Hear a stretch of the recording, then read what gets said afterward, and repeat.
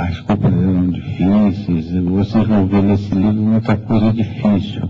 Mas vocês vão encontrar, a gente tem o ponto de até varrer culpas, a gente tinha que varrer no início, no observatório, mas depois vocês vão pegar um período bom, porque hoje o Brasil tem convênios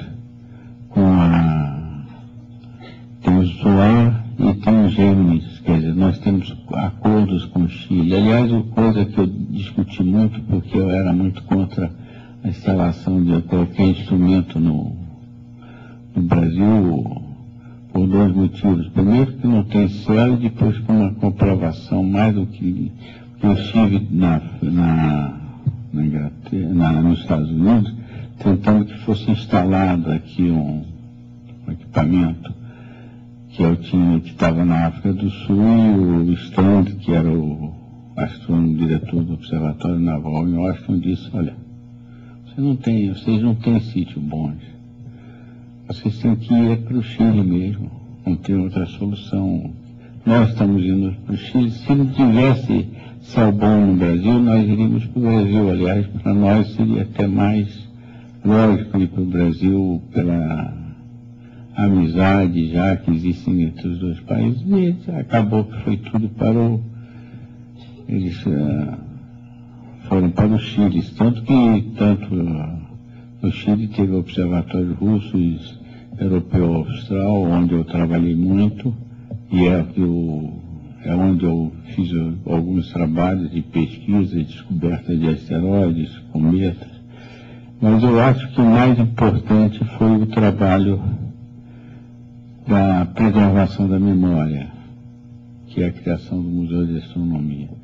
Porque há 20 anos atrás ninguém falava em memória científica. Havia uma preocupação de memória literária na Casa Rui Barbosa, que aliás eu frequentei muito quando era garoto. Eu ia para lá para ver os livros de astronomia do Rui Barbosa, que era gostava de... E depois, hoje ninguém vai dizer, nenhum intelectual do nível do Amoroso Costa vai escrever o que ele escreveu sobre as cartas de Dom Pedro II. Que o Dom Pedro II gostava de umas ciências muito estranhas, como a astronomia. Por isso a gente vê porque a astronomia não desenvolveu nesse país. Era uma ciência muito estranha, para um homem de um nível cultural do seu Amoroso Lima. Mas só te interrompendo aqui para o leigo, por que o Brasil não tem céu bom? O céu bom a gente não tem porque nós não temos, primeiro, ponto alto, tem um nível de nebulosidade muito grande. Onde a gente poderia ter um céu bom seria no Ceará, porque o céu bom geralmente é um céu de um deserto, uma região desértica. A gente tem uma região boa, mais ou menos. Você pode conhecer um céu pela vegetação, o tipo, porque o problema é que você tem que ter transparência e pouca nebulosidade. A gente tem muita nebulosidade, nós não temos nenhum. O Chile, no fundo, os observatórios estão no deserto de Atacama. É o tipo totalmente. Você vê que os observatórios no Texas estão no Atacama. Eu fui aos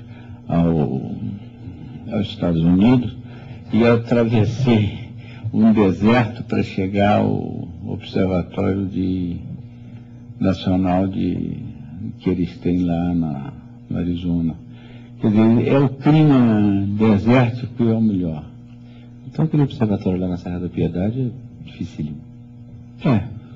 De fato, aquilo ali é mais um observatório local, não é? Como o observatório não é para um observatório de alta pesquisa de frente. Ele vai descobrir muita coisa, pode descobrir, mas não é. Ele é um observatório que complementa o ensino da universidade.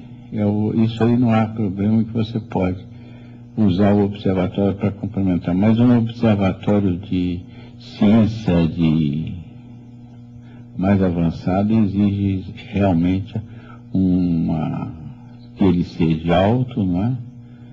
E que seja um clima seco, pouca chuva.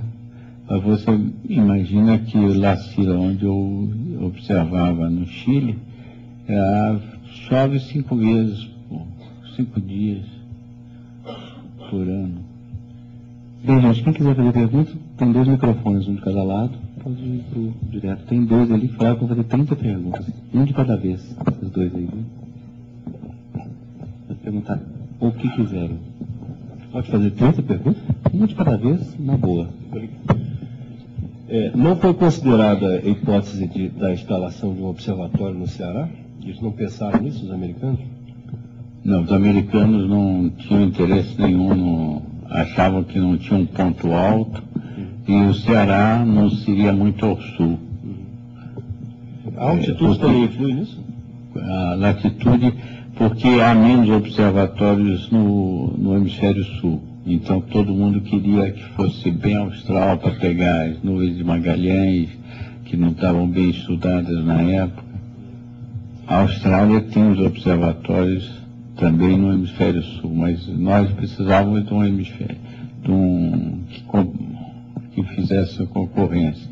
E o Chile, se fosse instalado em 1940, que teve um projeto num grande observatório que não saiu por causa da guerra, e que era um projeto que todo mundo diz que é Domingos Costa, outros dizem que é Sodré da Gama, mas que na realidade foi do Alix Lemos, que foi um astrônomo muito ativo no observatório. Eles falavam de uma serra no norte do Ceará, que tem um céu muito bom.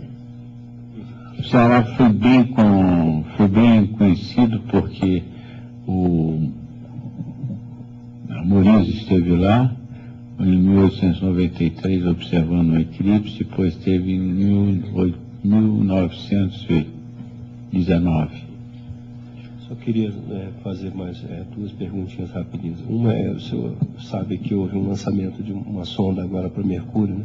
Que expectativas nós podemos ter em termos de descobertas para os próximos anos? A próxima pode fazer. Hã? A próxima pode fazer também, porque já tem fila. Pode fazer.